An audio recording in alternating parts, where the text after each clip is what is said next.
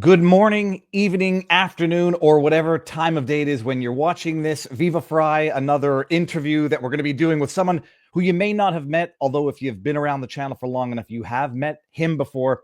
Maxime Bernier, the leader of the People's Party of Canada, the PPC. Before I bring in Maxime, full disclosure, you probably all already know this. I like Maxime. I ran for the People's Party of Canada, and I actually got to know Maxime before deciding to run for the People's Party of Canada in 2021.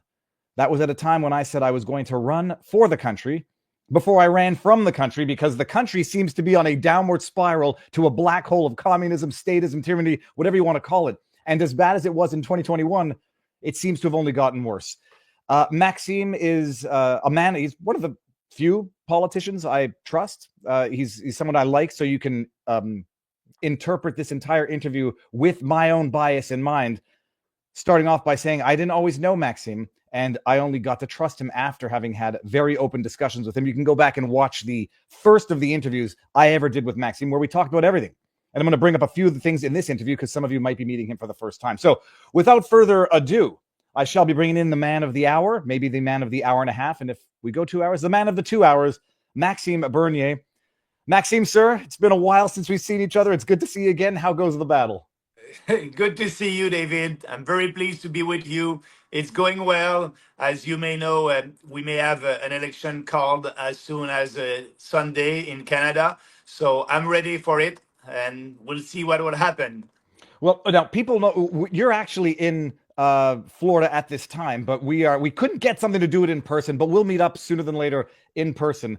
But the talk of the election, I mean, we're going to actually just back it up all the way because some people might be meeting you for the first time, and just tell them who you are, what your experience is, and how you got to start the People's Party of Canada, because it's a new party. Many people might not be aware of it, and many people might still be under some misapprehensions about what the party is, what it represents, and what it stands for. Yes, thank you for asking, David. First, I must say that, I did work in the private sector, in the financial sector in Montreal for 19 years in the banking industry. And in 2006, I decided to jump into politics with Stephen Harper, and I was a candidate for the Conservative Party of Canada. I was elected the first time in 2006. I was industry minister, foreign affairs minister, and I resigned, and we may have a discussion about that later. But after that, I worked with Stephen Harper. And when Stephen Harper didn't win the election in 2015, we had a leadership contest in Canada for the Conservative Party of Canada. I was one of the 12 candidates, and I didn't win with 49% of the vote. Andrew Scheer, 2017, was the candidate elected, the new leader of the Conservative Party of Canada.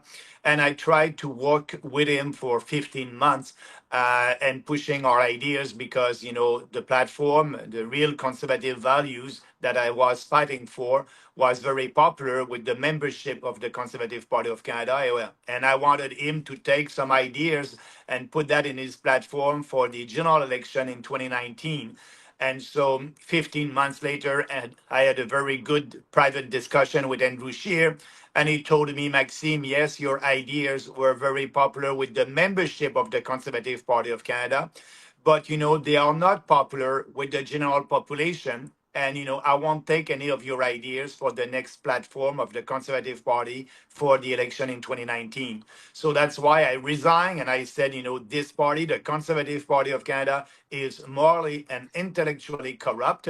And they are just conservative in name only. They don't have the courage to fight, for real conservative ideas. And in 2018, we created the People's Party of Canada. And so, after 6 years, we are there fighting for real values, free markets, and fighting for, doing that actually cultural war in Canada for a smarter government and more freedom. And now, in a couple of days, the election will be called in Canada, and that will be our third election. I've got to back it up all the way to the beginning before we get into maybe explaining the internal politics of Canadian politics for Americans who might be watching this. You are French Canadian, Maxime. Were you born in La Beauce? Yes, yes. It's a city in about 1 hour by car south of Quebec City. And I did work in Montreal. I studied in Ottawa. And yes, I'm a French Canadian. You can hear that with my accent. Well, and where were your parents? Like, how many generations in Quebec is your family? Ah, with a lot, many regeneration. If you look at my ancestor tree, 300 years ago. It's amazing. And La Beauce, for those who don't understand, it's a small town south of Quebec. So it's almost how far from the border of Maine would it be? Yeah, that's the border of Maine. Half an hour. The biggest city, St-Georges de Beauce, half an hour from the state of Maine. So yeah, and there's a lot. And actually, I must say that in Beauce, it's the most entrepreneurial region in Quebec. There's a lot of entrepreneurs, and 65% of the economy over there is exporting to the US. So the relationship between Bose and New England and US is very strong. And so they are exporting a lot of products there. We're definitely going to touch on the tariffs in a bit as well. Just before I forget, though, what are they? What's the primary export or among the leading exports from Beauce to America? Is it? I want to say beer, but is that wrong? No, steel. It's a big industry also. Manufacturing, goods. But the big one is steel. Okay. Well, I was wrong. In fact, now that I say it, I don't know where. I don't even know if And Uni maple Blue. syrup. And maple syrup. The Canada's got the cartel of the maple syrup Yeah. industry. What did your folks do growing up? Yeah, my dad was, a radio man. He did start the radio station in Beauce in 1953. He was very well known in Beauce, and in 1984, he decided to jump into politics with Brian Mulroney. So he was elected with Brian Mulroney in 1984, re-elected in 1988, and in 1993, re-elected as an independent. And he decided after that, and he was an ambassador for Canada in Haiti. Yeah, when I decided to jump into politics in both, I was living in Montreal. But I decided to go back in both, and I was elected. I must say, in 2006, people didn't know me personally, but they knew my dad, and they voted for my last name. But in 2008, they voted for me. So yeah, that's a great riding, entrepreneurship, and people don't like a big fat government. So it's in line with my political philosophy. And for anybody who's going to Google this, it's Saint-Georges de Beauce. It's George with an S at the end, and Beauce is Beauce. Just in case you want to look it up, Yeah. it's beautiful. When I studied in Quebec City, every now and again we'd end up in La Beauce, but for outdoor reasons, it was just beautiful. Okay, now we might have to get into explaining the nuances of Canadian politics. You run in 2006. What was the scandal at the time, or why did you resign at the time? I remember touching on this a bit the first interview, but refresh the memories, or at least advise those who don't know what happened back in 2006. Yeah, 2006, January, first time elected, first time minister, industry minister, a big portfolio, very successful. I did a deregulation in the telecom industry. That was, I wanted to have fewer regulations, and we did that, and very successful one. And after that, I had a promotion to be foreign affairs minister. Everything was going very well, but I've met a lady, and she had some tie with bankers, not bankers, bikers. Sorry. Sorry. Yeah, bikers, and actually after a meeting, I had a meeting in Bucharest, Romania, a NATO meeting at that time in 2008. And I had briefing before that meeting, so I went to the meeting. I deliver, the position of Canada for that meeting, and after that, I came back in Montreal. I went to see my girlfriend at that time, and I forgot classified confidential documents. And a couple of weeks after that, I said, our relationship will end. She was not so happy with that, and she used the document, and she went public about that. And that was a big scandal. So I didn't know her past, and now all the journalists did their job at that time. They did their job, Well, and they did a lot of research. they always do their job when it's the opposition. They never do the job when it's their funders. But what was I remember there was a catch about the documents themselves, that they may or may not have actually been as confidential as the media was portraying it at the time. Yeah, no, it was not it was not confidential at that time, because the documents, were the preparation for me at the meeting, and I said that after that at the meeting in Bucharest, all that was public, so the documents were not confidential anymore, because I did a press conference, and so that was briefing to that press conference. And anyway, so she used that. She went to the media, and we had a precedent in Canada where a minister forgot, confidential document in the 1960s, and in a bar somewhere in Europe, and he had to resign. So I went to see the prime minister, and I said, I will resign. There's a precedent, and I'll be responsible of that. And so I did resign, and I was able to be back in cabinet a couple of years later. It is amazing comparing that. Even if anybody wants to take you at the worst of this, you forgot a confidential document. That was the level of the scandal at the time compared to what we're witnessing these days. So but you remain in politics 2006 to 2000, well, to present. Yeah, The falling and out. yeah, but in 2008, that was the election after that scandal, and I was elected with the biggest majority in Beauce and in outside Alberta for the Conservative, and that's why after that, Prime Minister Harper gave me another portfolio. Excellent. Now, explain. There was a falling out with the Conservative Party. I don't think people understand how, there's an expression, how dirty they did you when you had the leadership race in, was it 2015 or 2018? 2017, the leadership race, ending at the end in spring 2017. Okay, so we've lived through the leadership race, and I'll put it in quotes because the Liberal race was not a race; it was an anointment. But explain for those who may not know how the leadership races work within the parties within Canadian politics. Yeah, it's the members only who has the right to vote for the leadership contest. And so, for example, I was before that, before that leadership, that vote in 2017. All the media, the mainstream media in Canada, were saying Bernier will be the new leader. Bernier will be elected. I had 85% chances to be the leader, but I was not the candidate of the establishment conservative. I didn't want me because I was challenging a lot of policies, and so we can have a discussion about that later.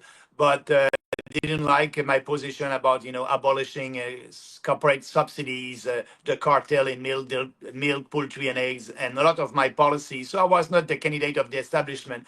So what they did the night of the election, and you can see the video about that. They said, we have a winner. The winner is Andrew Scheer, 51%, Bernier, 49%, and we destroyed the ballots. So just a couple of hours after the vote, they destroyed the ballot.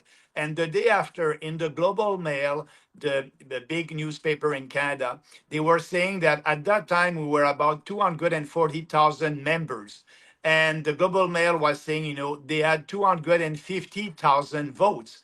So, and they said that, 250,000 people voted, but we had 240,000 members. So they had to create 10,000 votes to be sure that, I won't win. And they did it. They cheated. Because it's a straight majority. It's 50 Yeah. plus percent and there was only you and Andrew Scheer at the time. Yeah. Because, in the beginning, they had 12 candidates, but, at the end, that was only me and Andrew Scheer. Yes. And it was 51-49, and they purportedly destroyed the ballots before there could be. Are there no internal procedures before they can be challenged? Because after that, when I've read that piece from the Global Mail, we did a research, and that was true. So I said to the Conservative Party, I want a recount. And they said, oh, we destroyed the ballots. So that's why I said when I resigned after that, this party is morally and intellectually corrupt. They did cheat at the at my leadership contest in 2017. And also, they don't want to speak about real conservative values when real conservative values are not popular. So what I'm saying, the leader of the Conservative Party of Canada and all the leaders before, they're doing politics by polling and focus group. They are not leader. They will follow the public opinion. They're following the public opinion. They don't want to be out there when it's not that popular and try to influence or educate or inform the public opinion. And so, in Canada, as you know, David, the media, the leftist media, uh, is manipulating the public opinion because our media are very leftist, and some of them are activists, liberal activists. We don't have, like in the state, a Fox News and CNN. All our media, Radio Canada, CBC, CTV, they're all, progressive and leftist. So the public opinion in Canada is more to the left, actually, because of the media. So, and the Conservative Party is following the public opinion. By doing that, they're giving credibility to the leftist narrative, and that's what they're doing right now. I just need to flesh out the fundamental, I would call it, maybe I don't want to put words in your mouth, but unbridgeable gap between you and the Conservatives. Some people say, would you ever go back to the Conservatives? I know your answer is a hard no, and maybe people will now understand why. Because it doesn't, and look, full disclosure, everybody, like I like Maxime, and I've heard the story, and I know what I believe. It wasn't just the leadership race where they screwed you. What was this is where I got my first impression of the PPC, from the media that you're talking about, depicting you and the PPC as racist, anti-Semites, etc. And when I discovered that was as a result of, that was something of a conservative intelligence operation to defame and besmirch you. Can you explain that? Yeah, our first election and my first election as the leader in Canada, as the leader of the People's Party, was in 2019. And one of our policy on our platform is, to fight mass immigration. And at that time, I was saying, we need to control our immigration, and we need to have a maximum of 150,000 newcomers, foreigners, every year in Canada. And, the media and the conservative were saying to me that, oh, because of that, I'm a racist, and our party is a racist party. So during the electoral campaign, they did pay, conservative activists to discredit us. And, he was spinning the media in Canada, saying that we were racist. And the media published a lot of pieces. And we had people who were saying that they were with us. And now they resigned from the party, from the People's Party, because this party is a racist party. But these people were not members of our party. So Kinsella, the conservative, draft a narrative saying that we're racist because of our position on immigration. And I can tell you, I had Jewish candidates, door knocking downtown Toronto, and they were saying, oh, if you're with the PPC, I don't vote for you. It's a racist party. And that was not the case. That has never been the case. But they were very successful to discredit us. Yes, you're right. So that's why this party is corrupt. And not to name anybody, but Warren Kinsella is the same scumbag who has now blocked me on Twitter for pointing things out. And by the way, I don't play the identity politics game, but when I ran for the PPC in 2021, I don't remember the name of the journal. They say, why would this Jewish YouTube star run with the People's Party of Canada? And it took me some time to get over that initial impression. There was a lawsuit. You lost a defamation lawsuit against Kinsella, if I'm not mistaken. Yeah, for defamation, you're right. And the judge said, yeah, maybe what Kinsella said and did was racist, but you are a politician, and he has the right to say what he believes. So that was the end of the case, and I tried to appeal that case, and the Supreme Court said no, we won't hear your case. I remember that as well. That was back when I started getting into the vlogs, and it's not that I can't understand the decision. I can easily understand the decision. It's, a matter of opinion, politics. We don't have the same criteria of actual malice in Canada, but, it's very similar standards for defamation. And I wouldn't have expected that to succeed in the States. I was more optimistic of it succeeding in Canada, but it didn't. That's the background for anybody who did not know who you were, why the party has that reputation. And it wasn't actually just the machinations of the liberal machine. It was actually the conservative machine, to explain why, Maxime, not to put words in your mouth, very unlikely of you ever joining forces again with the conservatives. But Na- but but I must add also to that, it would be very difficult for the conservative or anybody in Canada to say that we are racist right now. We have the immigration is a big file in Canada. It's a big, we have that mass immigration that is affecting everybody. And now our position on mass immigration is to have a moratorium, a pause on immigration, and to be able also to deport all these illegals that we have here in Canada. But we were right in 2019. We are even more right today. But we are fighting for Canada, and diversity is in Canada. We just want our country to keep our social fabric, and now mass immigration is destroying the social fabric of our country. well, and now we can actually get into the concrete policies, because I do recall when you were called xenophobic and racist, it was not to ban immigrants or kick them out. It was to limit it at a cap. At Yes. the time, it was 150,000. Well, it has been at 500,000 a year for the last 6-7 years, Maxime. Yeah, for the last 3 years, and now last year we had more than 1.2 million foreigners coming to our country, with no vetting. Also, that's important to say, and people coming from third world countries, and they are coming here. They don't have a job. They cannot integrate into our society. Some of them are not speaking English or French. So our immigration system is a big mess. We need to have that pause. And now, we have the fake foreign students from India that are coming here, and, they have a fake diploma. And after that, they want to stay instead of leaving and going back to their country of origin. And you have the conservative and the liberals who are telling them, you don't respect our legislation, but we will give you a nice gift. We will give you permanent residency. So that's why, we need to end that. And that's a big distinction for this campaign between us and all these mainstream political parties, the conservatives and the liberals. We're gonna have to address the big thorn, which is the vote splitting argument, but we'll get there in a second. Right now, I Yeah. just want to flesh out the policy. So I mean, it's been the last I don't know how many years, say half decade, that 97+% of population growth in Canada is from immigration.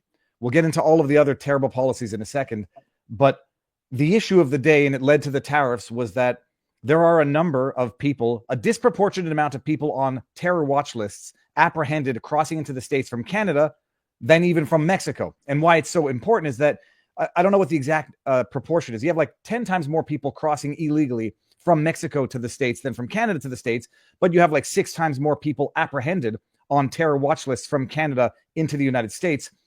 I mean, Actually, David, it's about 80% of them, uh, terrorist suspect, 80% of them, the last 3 years, are coming from our country, from Canada. do you know how many of them have temporary visas, student visas, or travel vacation visas? Like, how are they getting into Canada in the first place? My understanding, it's primarily student visas, which are being handed out like candy. Yes. Anywhere between 5 and 10% of those people don't end up going to their classes, and they disappear into society and don't report back for leaving. You're absolutely right. The majority of them is fake international students. Who? Okay, I mean that's a Trudeau liberal, or that is a former Trudeau policy, liberal policy. What's the conservatives' position on that? I don't hear any opposition.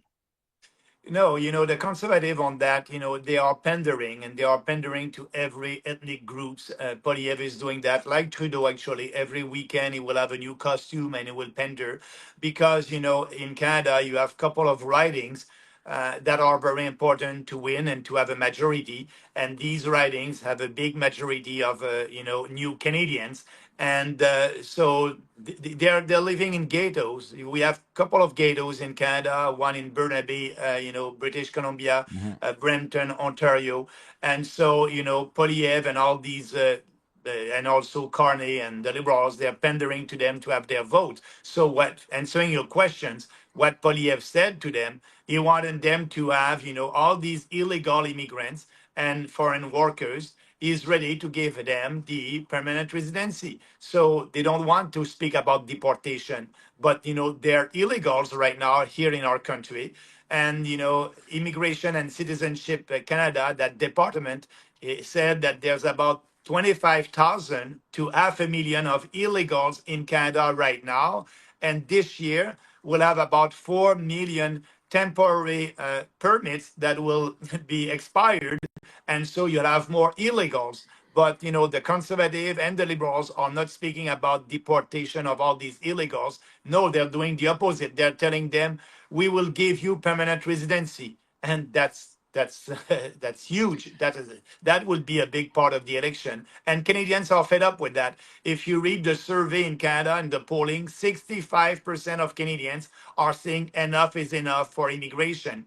But Poliev is not listening to that majority because he's listening to different writings where all these immigrants want to have more of their people coming to Canada, and they want these international students to stay in Canada. So that's why Poliev is not doing the right thing for the country. I'm not wrong. It's 1 in 4 Canadians currently are born outside of the country. Yes, yeah, that's a statistic, absolutely. Uh, And let me. like you said, 97% of the growth of our population, in Canada, the growth of our population last year was 3.2%.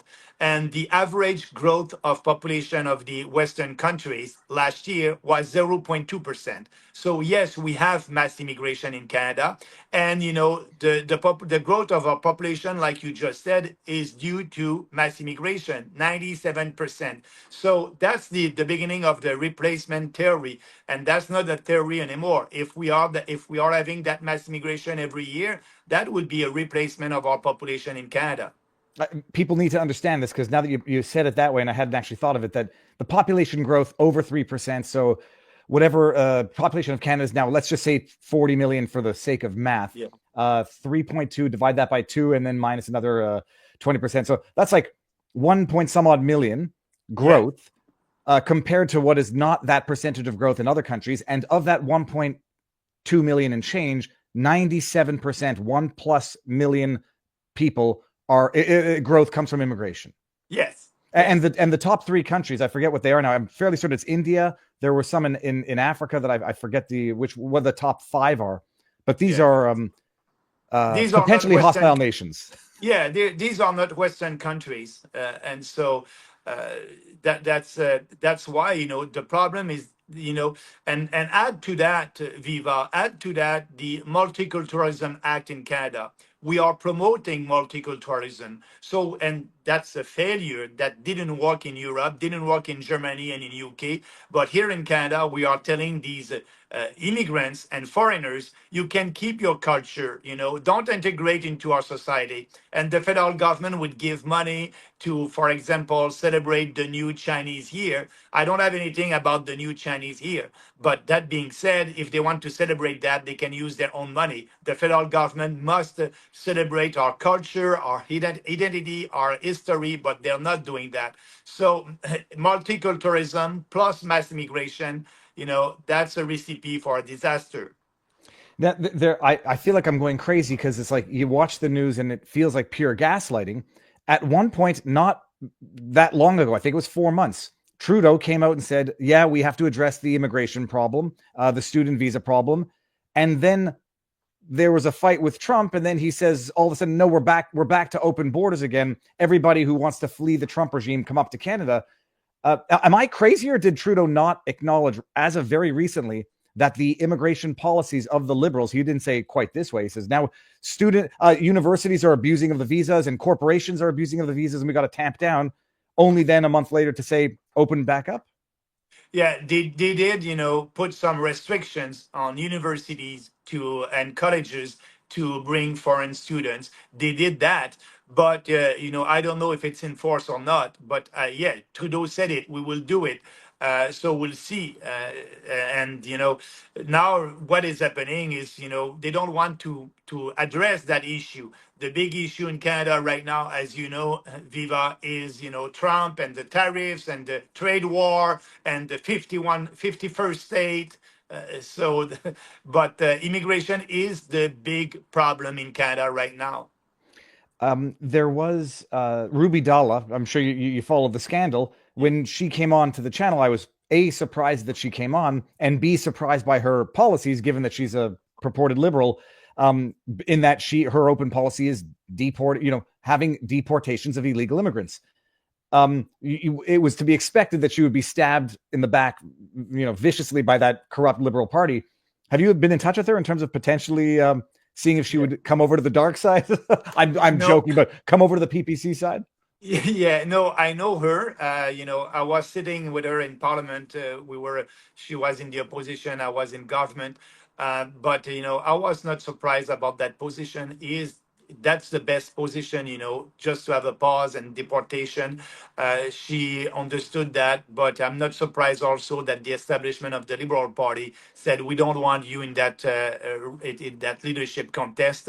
But maybe that's a good idea to be in touch with her. I didn't call her, but we are promoting a policy like that for the last 6 years. So she will be welcome in our party. And I made the joke with her. I said, I sort of see you being a conservative in a bit, except your policies are more conservative than the conservative policies, so-called conservatives. Yeah. Okay, so immigration, massive problem. It's a known problem.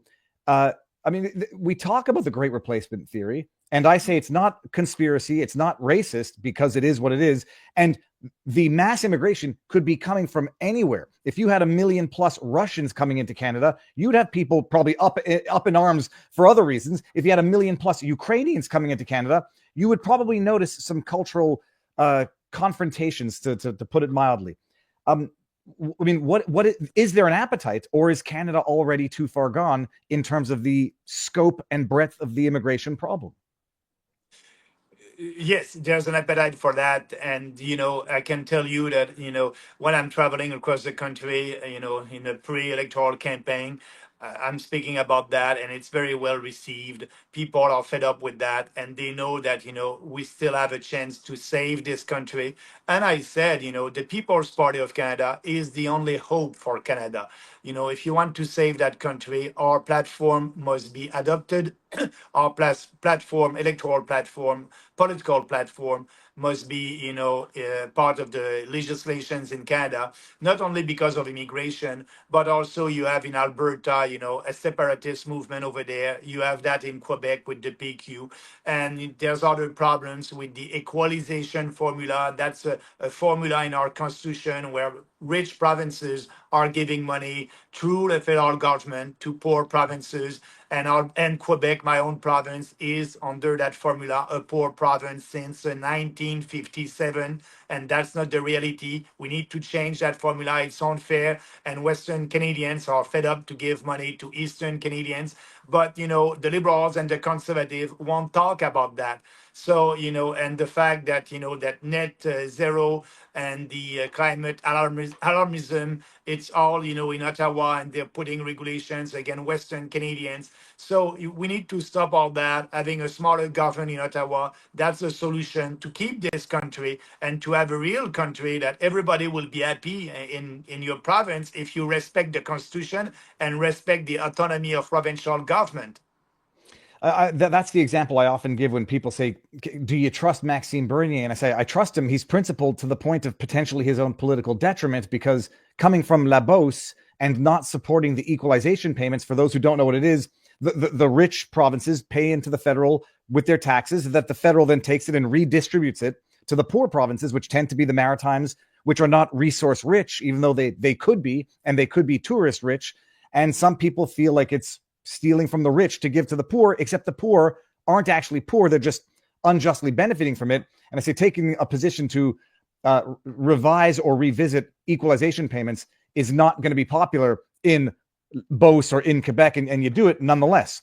Now, people and speaking about that, just for your viewers, the federal government is in that equalization formula, is giving about $26 billion to poor provinces, and half of that, $13 billion last year, went to Quebec.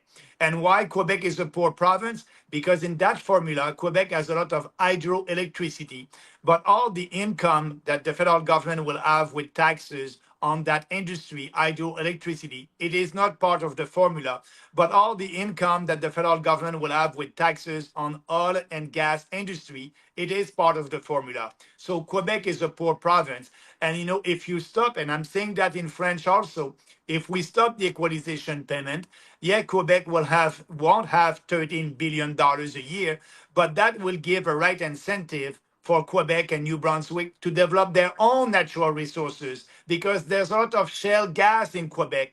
And right now, there's a moratorium on the exploitation of shale gas. So if you stop that, they will develop their own natural resources. Quebec and Eastern Canada and New Brunswick will be richer. So that's the solution. But traditional politicians don't want to say that. But I said in French in Quebec that I'm not proud to be a Quebecer when we receive equalization money and Quebec is supposed to be a poor province. Quebec must be a rich province. We must develop our own natural resources, and we are not doing that. So that's a big change. But when I'm saying that in Quebec or in English in Nova Scotia, it is well received. People understand that it's unfair, but you have to explain that. But in politics today, politicians don't take time to explain things. They're doing politics by slogan and little slogans, and they don't want to explain anything to their population. Actually, traditional politicians think that Canadians and voters are stupid, so they don't want to go out there and do another step and explain that. We think that people are intelligent, and we are appealing to their intelligence as a political party. Well, no, it is amazing because people don't appreciate that. I've always long said by crippling the energy industry in Canada, you're not helping the environment, you're outsourcing the pollution. And it's happening at the macro level where Quebec says, we're a poor province, keep treating us like one so that we don't have to develop our natural resources, so we can outsource the pollution to, if you consider it to be that, to Alberta, and then we can get their tax monies, and still, it's a social welfare system at the provincial level. Absolutely. And I was going to say something else as relates to the politicians not explaining it, Maxime. When I see Justin Trudeau, or if and when I ever see them doing long format discussion like you do on not necessarily hostile but potentially adversarial media, then I will have a slightest bit more respect for them. But thus far, it is a campaign of slogans, and you are one of the few politicians up in Canada who likes doing or agrees to do long format interview. Although I'm not going to be too hard on you, but I'll be hard on you on a couple of things. Okay, so the population growth, all immigration, and the population killing the local population with the medical assistance and dying stuff that's going on in Canada. Yeah, I cannot get over how off the rails it is. I just had on Kelsey Sheeran, who's on a mission to fight medical assistance and dying. People think it's a conspiracy theory, but Maxime, but when you promote literally death and replacement by immigration, how else is anybody supposed to appreciate what the Canadian government is doing to Canadians? Because they do exist. And Quebec, my own province of Quebec, is the world leader in assisted suicide. And actually, in the beginning, that was only legal to do that in a hospital. Now the Quebec government changed their regulations, and they said, if you want to die in a park, we'll allow that. If you want to die at your home, we'll allow that. So, and the healthcare system in Quebec is not so efficient. There's a long waiting list for surgeries. And so you'd think that they're pushing that to save costs. I don't know. But it's crazy what is happening in Quebec right now and all across the country. But Quebec is the worst one in that we are killing people like anybody across the world. I think Quebec was we call it medical assistance in dying or assisted suicide, and I've been calling it state-sanctioned murder because I think that's what it is in a great many cases. It was the third leading cause of death in Quebec. And it was so bad after this Daily Mail article, blew the story open, and hopefully I had a role in amplifying it. The government had to pull back the willy-nilly handing out of death. I know you often talk about the globalists, and I put it in quotes. I believe in it, so it's going to be tough for me to not to push back on that. But I mean, who is doing this, and why are they doing this? And is Canada ripe for this for any particular reason?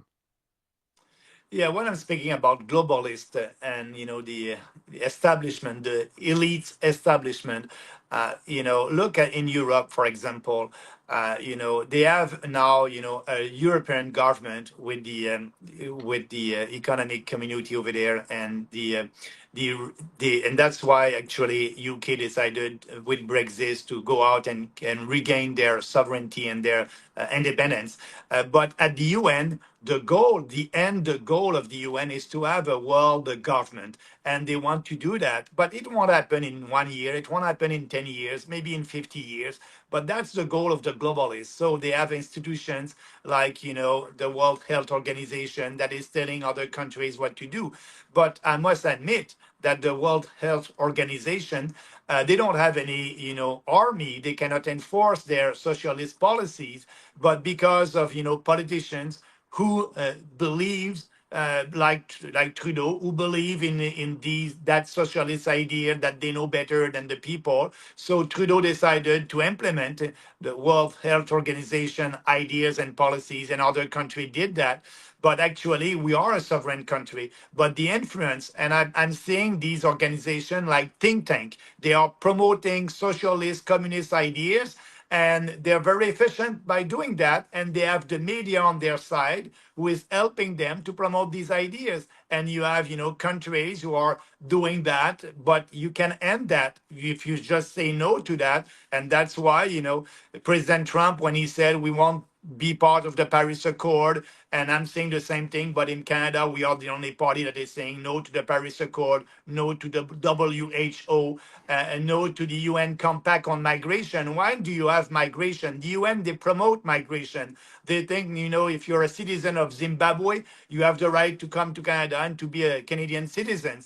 We know we are not believing in that. Being a Canadian citizen is a privilege, and we Canadians must decide who's going to be Canadian citizen or not.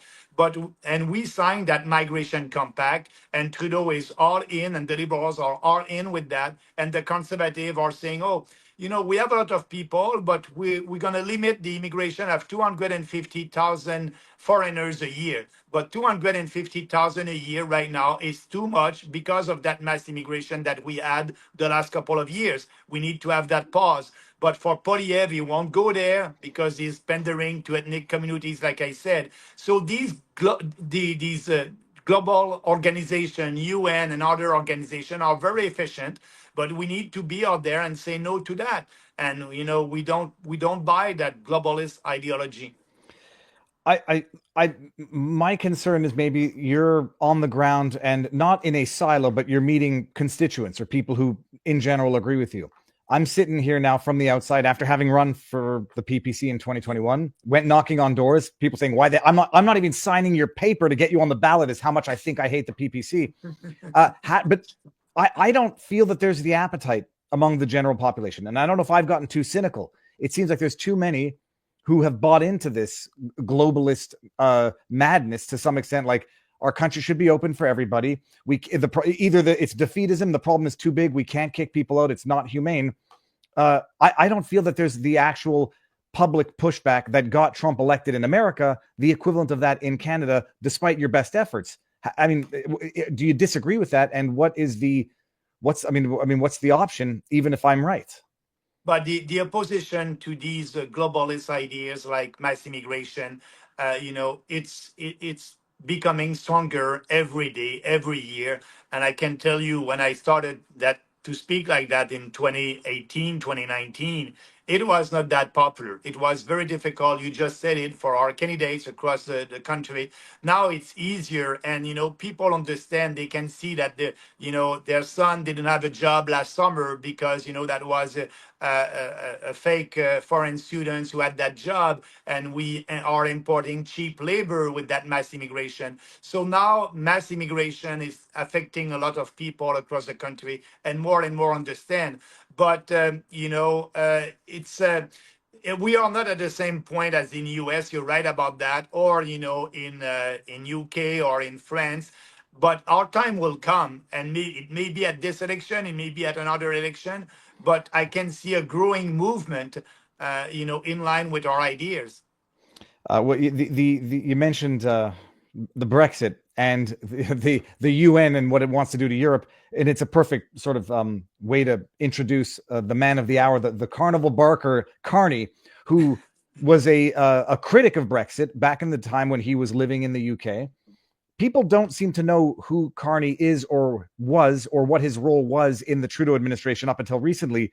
You're much more familiar with Carney and his political influence than anybody else. Could you flesh it out for those who may not know?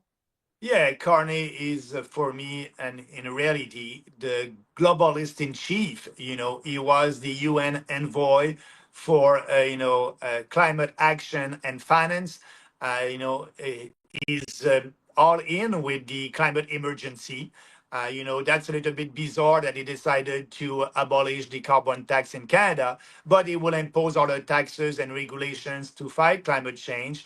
So Carney is a real globalist. He's part of the elite, actually. And, in Canada right now, we don't need a guy like that. And I believe that he won't be able to win the election.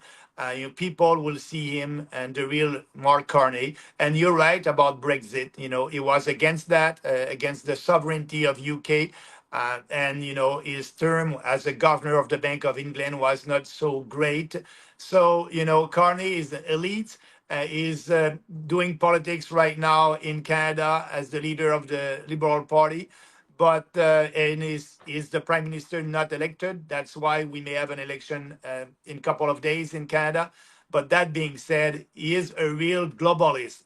He's part of the elite, the World Economic Forum. He's part of all these people, and for him, he will do. And that's why also I must say that yesterday, the Albertan government decided to table a legislation in Alberta saying that our natural resources are our natural resources, and we don't want any interference coming from the federal government. So we want to listen to you, the federal government, who are telling us that we must have, net zero emission and all, your crazy climate ideology. We won't follow that here in Alberta. We don't want any civil servants working for the federal government to go to our industry. You won't have the right to do that. So Danielle Smith is very protecting the oil and gas industry, and she's right, because it is a 100% provincial jurisdictions. And now I think she's afraid of Carney, because Carney, if he's elected, may come with more regulations against the oil and gas industry, knowing what he believes and what he did in the past with the UN. I gotta highlight that point as well. That Mark Carney, he's lived the better part of the decade in the UK. I often make fun of him as a three passport carrying WEF globalist, fill in the blank. It was one of the highlights of Pierre Poilievre. I do give him a lot of flack, but I'll give him a little bit of credit when he deserves it. It was a while back where he's talking to Carney about his investments, and Carney's talking about how Western governments who have the technology need to go green, but the developing nations whose technology is not quite there, they get to continue dirty pollution. And it is exposed, or he inadvertently admits, he's investing on both ends in terms of betting against the clean energy in Western countries and investing in the dirty energies in developing countries. And he says it's not a double standard, it's a jurisdictional thing. Carney, the Liberals have been crippling Alberta, but outsourcing that pollution to the rest of the world. Is there any, it's a loaded question. Is there any good reason to cripple energy independence in Canada when it just results in Canada having to beg for oil from Venezuela, from Saudi Arabia, or get energy from dirty producing countries, or empower China? There's no reason, there's no logic for that. We have a lot of natural resources, we must exploit them. And there's a way to do that in 2025 by respecting the environment.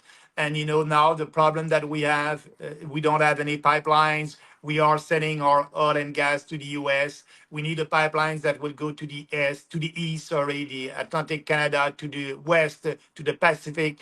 And the private sector is ready to build that.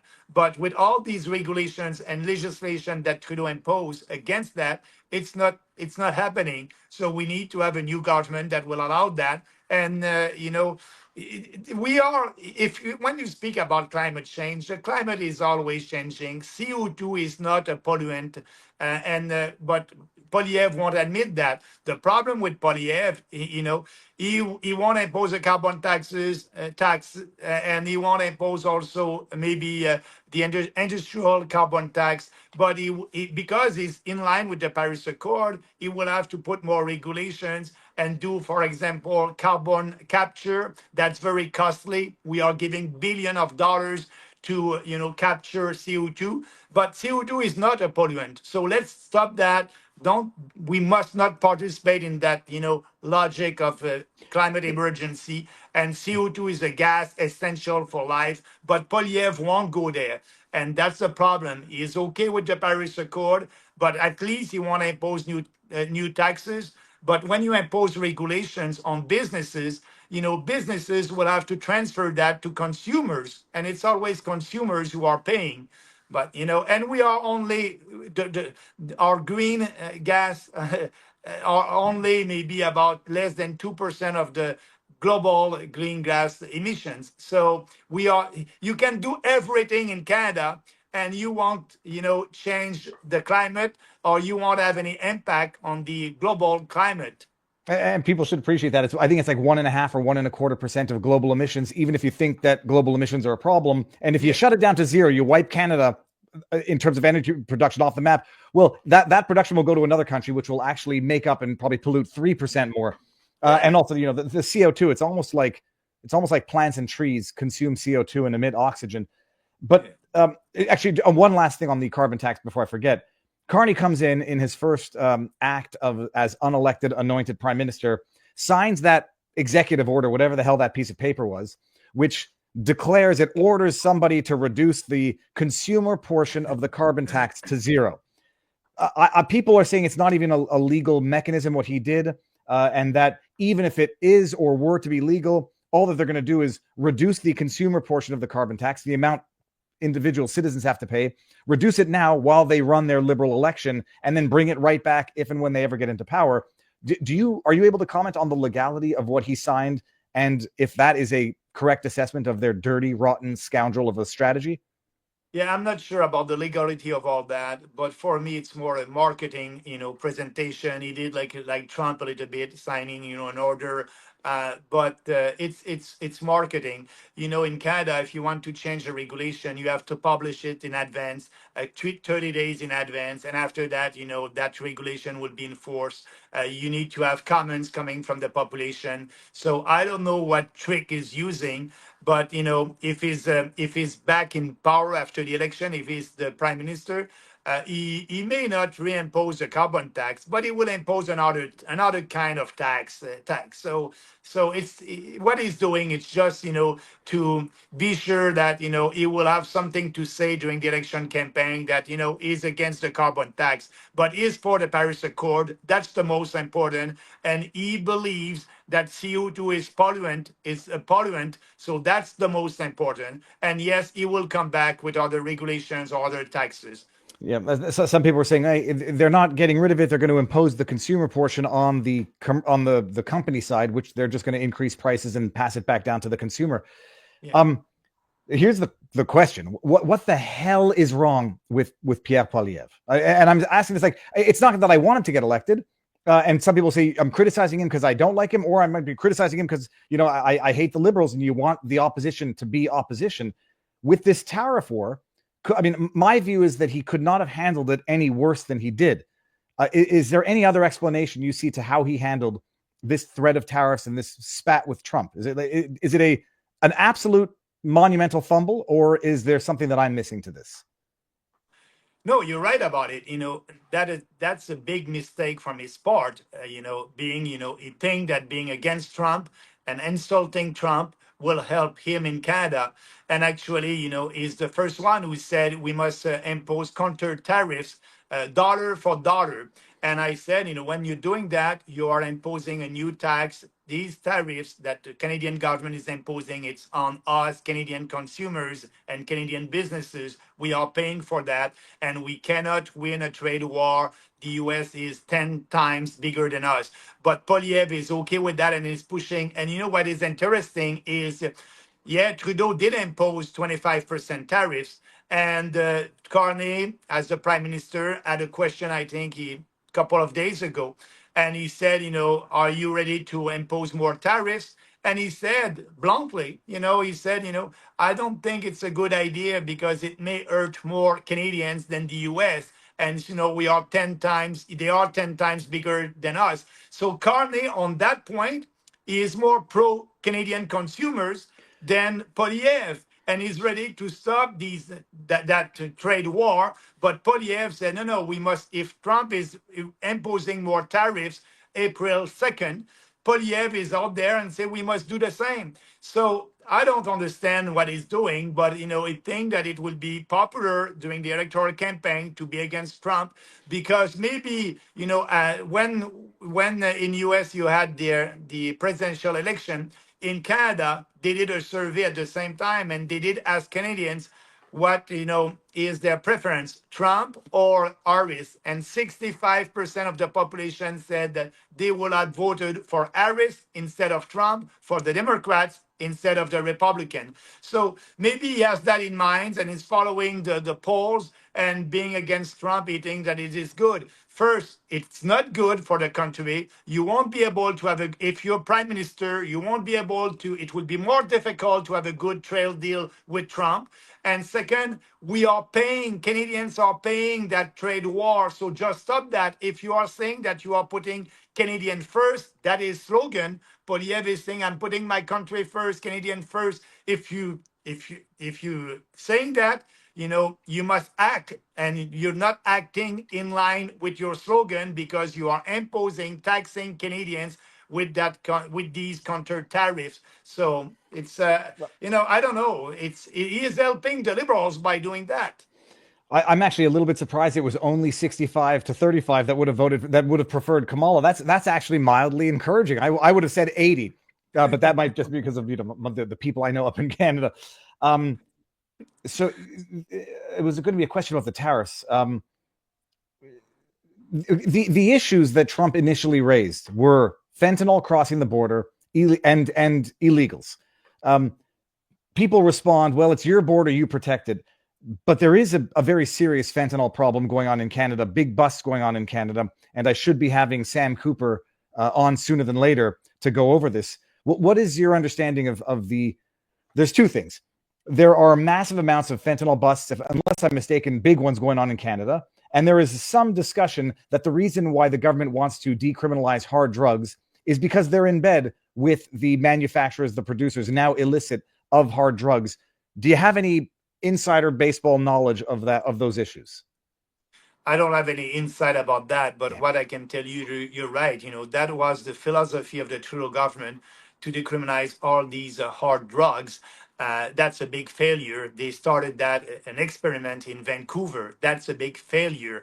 We must stop that. And actually, yes, all that, fentanyl is coming from China at the port of Vancouver, and after that they are transforming that in Toronto and Vancouver, and that is going to the US. The federal government is saying, oh, it's only 1%. It is not only 1%, it is more than that. So Trump has a point there. We need to be tough on crime. We need to fight, these drug traffickers, and we are starting now to do that.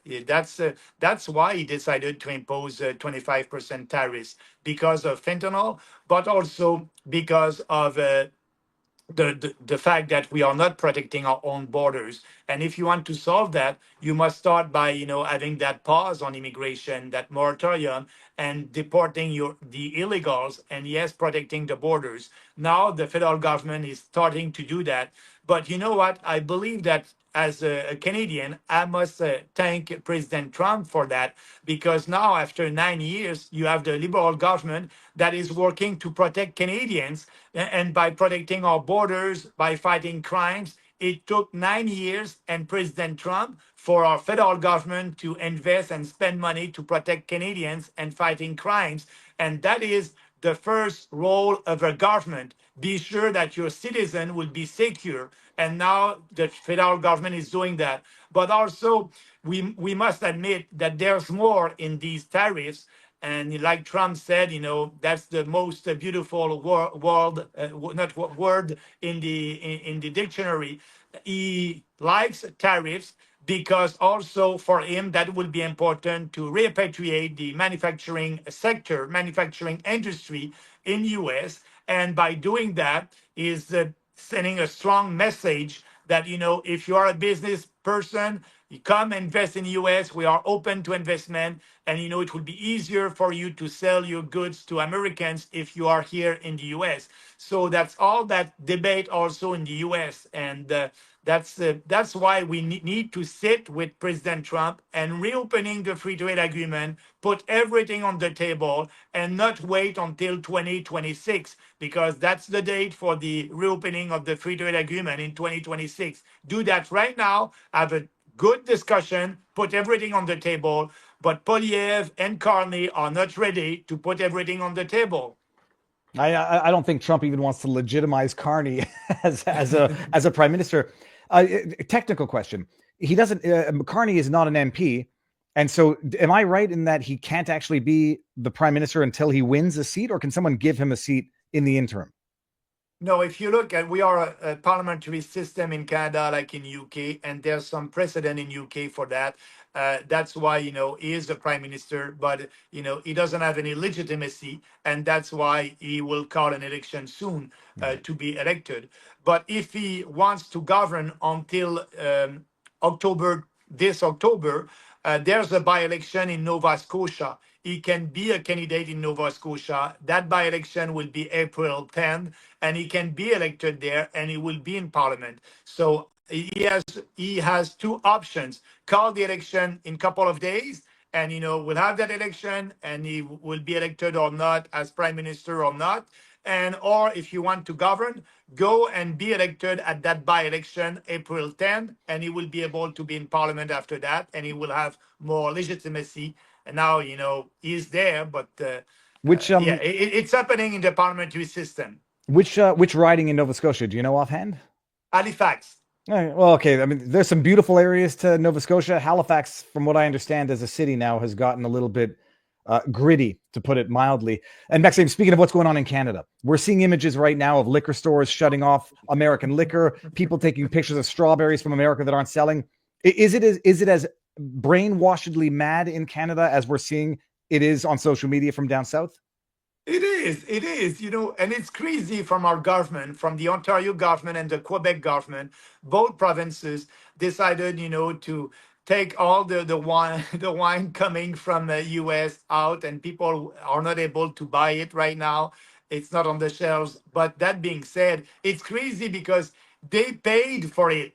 So it's already paid. It's the money is gone. Now you have the product. Just sell it to Canadians, and you have a lot of Canadians who want sell it that. at a discount. Who's the premier of Alberta? Daniel Smith. Okay, no. Sorry, then it's not him. Manitoba. He's a guy. I've been giving him a hard time. Yeah. He's got his name. Yeah, it's an uncommon name. I think he's a native origin. I need him like, you dummy. You already paid for that. You're not punishing anybody. That and Canada's not. Actually, my wife last weekend, she wanted to have a good wine from California.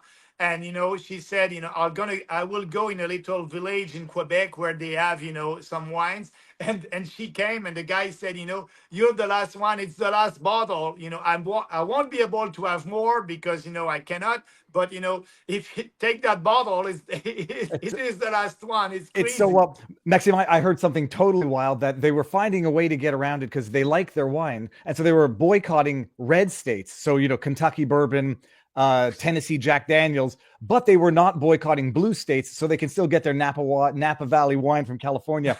It's virtue signaling gone, political of a national brainwashing level. Maxime, well, one tough question that I should ask, because it's in the news now, and it sort of has direct relevance to Justin Trudeau opening the border to victims, the victims of international conflict. You get a lot of flack for being anti-Israel, and I mean, I'll put it in quotes because I don't believe that it's anti-Israel, but people say if you don't overtly support Israel in its endeavors and with aid against whatever, that you're anti-Israel. Oddly enough, they make the same argument against Ukraine, but people, at least there's a bit more of a political comfort to say, I no longer support the endless war in Ukraine and stop sending the money. But if you say that with Israel, then you're deemed to be anti-Semitic. What is your stance vis-a-vis Israel in particular? Yeah, like I said before, I'm not pro-Israel. I'm not pro-Ukraine. I'm not pro-Palestine. And I'm pro-Canada. I'm pro our country. So our influence in the Middle East as a country, we don't have any influence. So I don't speak about that. We don't have anything on our platform. That's the U.S. government who can influence the politics in Middle East, not Canada. So that's why we don't have a position. And because we don't have a position about what is happening in Middle East, people are saying, "Oh, you must be anti-Israel." We are not. I was foreign affairs ministers under Harper. I went to Israel a couple of times, and I know the culture. I know what is happening over there. But for me, as the leader of the People's Party, the most important is our country, and we don't want to spend money to Ukraine. I was the only one to say that. We did spend $20 billion to Ukraine. I don't want to spend money for Israel. I want actually to end foreign aid. We are giving $8 billion in foreign aid. I want to end that, bring that money home, and help Canadians first. So that's why we don't have a position on this conflict. And if I had a position, it won't change anything. The most influential one is Trump, and they're doing the politics over there. This is the other tough question that everybody gives me grief for on the internet. They're going to say, Max, you have no chance of becoming prime minister in the next election. All you're doing is splitting the vote. And I think there was maybe one example where, I forget where it was, but I think it was during 2021, where it could have been argued that the PPC took enough votes from the Conservatives to allow the Liberal or NDP candidate to win. I forget what riding it was. So splitting the vote. Actually, it's always the argument that the conservative is using, in the campaign. Don't vote for Bernier. Don't vote for your values. Don't vote for a real conservative, because you will split the vote and the Liberals will win. So I'm not splitting any vote. Who is splitting the vote is, Pierre Poilievre. He is having the same policies of Trudeau on immigration, on climate change, on, the war in Ukraine, on actually the tariffs. So look, Poilievre's goal is to split the Liberal votes. And that's why you, conservative, 25% of his base are not happy with him. He is splitting the Liberal vote. That's why you're not happy. I'm not splitting any vote. Vote for your values. And actually, when we will win, having a couple of seats in Parliament, we will support Poilievre. We will support Poilievre when he will be a real conservative, and yes, we will shame him when he won't. So if you like our ideas and you're out there in Canada, I will ask you, vote for us, vote for our ideas. You'll have more chances to have what you want, and we will be more influential. And yes, if we are more influential, like I told you, Poilievre is doing politics by survey and polling. So Poilievre will maybe steal some of our ideas. So if you want to push Poilievre in the right direction, you have to vote for the People's Party. What I don't know the answer offhand. What percentage of eligible Canadians actually vote? Is it like 50% or is it more? Yeah, actually, 40% of the population at the last election did not vote. 40% of them. So, 40% of those eligible did not vote. yeah, those eligible. Okay. Yeah. And so the population is 40 million people. Maybe the eligible would be 30 million, something like that. I don't have the number. But yeah, a lot of Canadians didn't vote. And for me, I want these people to vote for us. If we have half of the 40% who didn't vote, we'll be at 20%. And if you don't vote, usually it's because you're seeing politicians like the same, and you don't trust these establishment politicians. And we are doing politics differently. You can trust us because we don't change our electoral platform at every election. We don't do any polling and focus group. It's our ideas. And what I'm saying right now, I said that in 2019, 2018, 2021. It's always the same platform. So we are doing politics differently, using by ideas and conviction. So we're different than the establishment politicians. So usually, if you don't vote, it's because you don't trust them. And I'm asking you, go out and vote, and like that, we'll be able to change and to start that revolution. That was the most compelling rebuttal that someone said to me. It's like, you're not splitting a vote if they don't vote. And I don't know what percentage of PPC voters, if you've ever done the internal polling, voted for the first time or said they would otherwise not vote. PPC we got 600,000 votes in 2021. 845,000 votes. And you're right, Viva. When I'm traveling, and I like to hear that people are telling me, Maxime, it will be the first time that I will vote at the federal level. That's great. If these people can come, we are not taking votes from the conservative when these people are coming to us. How do you think this plays out in the next election, if and when it's called sooner than later? What do you foresee as being the outcome? Yeah, I don't see the Liberals being able to win that election. If you look at the history of our country, you had, Brian Mulroney was elected with the biggest majority in 1988 in Parliament, the biggest majority in the history of our country. And, in 1993, after 9 years, Mulroney was not popular. They put Kim Campbell, the first lady leader of a national political party. They went up in the polls. But when the election was called, Campbell was not able to win. People voted against the conservative. And from the biggest majority in the history, Mulroney went to the biggest, he had only two seats. Only two seats. So, and after that, you can, Jean Chrétien. Jean Chrétien, after 9 years, people were fed up with him. And yeah, they voted for the conservative. So 9 years usually. And Carney can do everything to distance himself from the liberal, record. But the population won't buy that. I believe so, and I don't think that Poilievre will be able to be elected. The history will come, and people will vote for a new government. And for me, that's a nice opportunity because we can be that voice in Parliament. We can have, our first candidate elected, and we can have our movement being out there and pushing, in the right direction for a smaller government, more freedom, more autonomy for provinces. And so I'm seeing that election a great election for us, for the PPC. And actually, we may be able to have a full slate of candidates across the country. So every Canadian will be able to vote for the PPC. And we are ready for this election. But Carney, my fight during the election will be against Carney and against Poilievre and telling the truth to Canadians.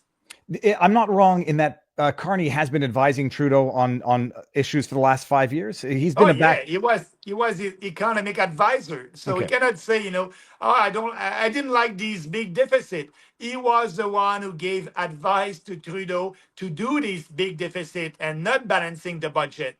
That's like, not that you need any advice, because you don't. For people who think that Carney is somehow different than the Liberals, he's been the driving force behind the scenes. You just never knew his name. I'm trying to think if I forgot anything, Maxime. I think this is the vote splitting was the big one. And so what do you? So if you anticipate the election is going to be called sooner than later, you're going to be in full campaign mode. That was the question. Full slate of candidates across the country. I think PPC had a full slate back in 2021 as well, right? Maybe with the exception of one riding. Oh, maybe 15 ridings. We're 15, not able to have a full slate. So there's 338 ridings in Canada. Which riding are you going to be running in next election? Yeah. So for this election, Viva, there's 343 because of the growth of the population and mass immigration. Now, they have to adjust the ridings, and one riding in Canada, one member of parliament, usually we represent 100,000 people. So that's why they added more ridings, and now at this election that will be 343, and I will run again in Beauce. And we have a strong team over there, and that will be a very interesting and I believe a successful election for us. This one. Well, people give you a hard time because the last time you didn't win in your own town. Has the sentiment in Beauce changed where you think you have a better chance of reaching the people this time? Yeah, because the dairy producers in Beauce, who we didn't have time to speak about the cartel, but in Canada we have a cartel in dairy, poultry, and eggs, a legal cartel. They are fixing the price, fixing the production, and Canadian consumers are paying twice the Oh, price. If and you and they're imposing massive tariffs on U.S. imports in that industry. Am I wrong? Yeah. We Okay. are paying twice the price if you compare that with the prices in the US. And to do that, to be able to not having any competitions, the federal government is imposing 300% tariffs on meal, poultry, and eggs. So like that's why President Trump is not happy with that. And I'm ready. I'm the only one who said we're going to put that on the table. But going back to my writing in Beauce, there's a lot of dairy producers there. And I told them, we need to have an agreement with Trump. Your privilege will end. And I'm serious about you. We need to speak about compensation to be able to give you a transition period and some compensation for, the abolishing of your cartel. And more of them are coming to me and they said, Maxime, you're right about that. We are ready for that because also they want to export their products and they are not able to export their products because of that system and that cartel. And a lot of them are very productive, they're efficient, and they're ready to export. So they're ready, or some of them are ready to get rid of that cartel. And I'm telling people in Beauce, the choice is simple. You want to lose all these jobs in the manufacturing industry in Beauce to protect that cartel, or you want to have a deal with the US and putting everything on the table. And like that, the manufacturing industry in Beauce will be able to export to the US without tariffs. And, the dairy producers will have a compensation to be able to reinvest and being more productive. And after that, being able to export their products. So I'm speaking about that. And more people understand now in Beauce that it will be in the best interest of consumers, Beauceron, people in Beauce, and the industry to have that global deal with Trump and putting the supply management system, the cartel on the table. And for those who don't, a person from Beauce is a Beauceron, like a person from Michigan is a Michigander. This will be. We'll end up. We'll wind up on this one, Maxime. But Chinese, Indian, foreign influence in Canada has been a very, very big question. I want names.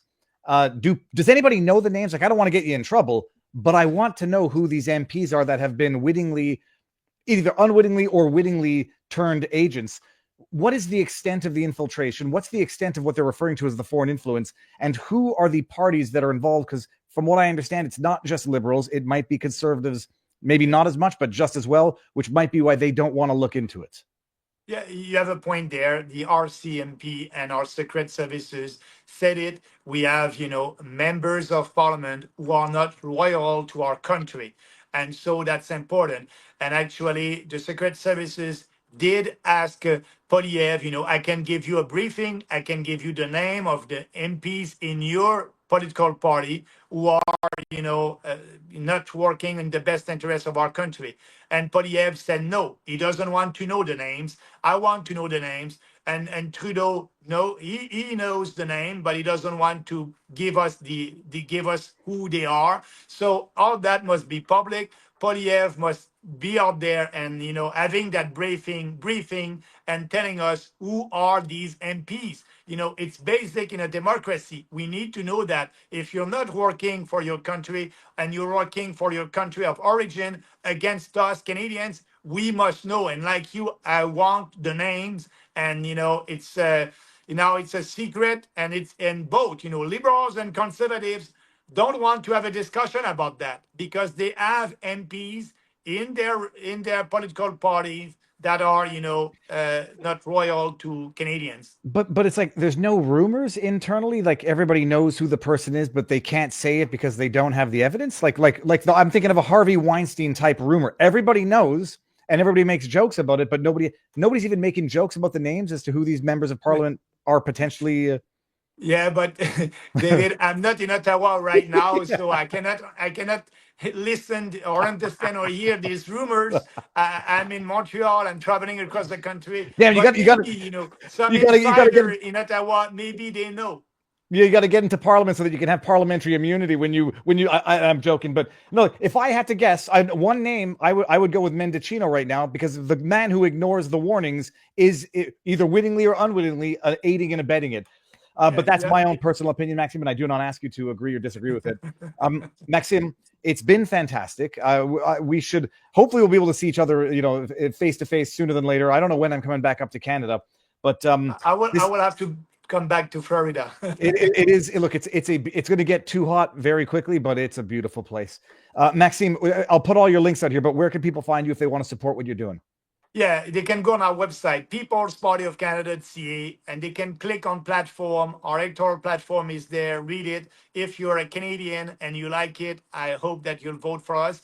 And if you're a Canadian and you don't like what I'm saying and you don't like our platform, please don't vote for us, because I want change and we want tender.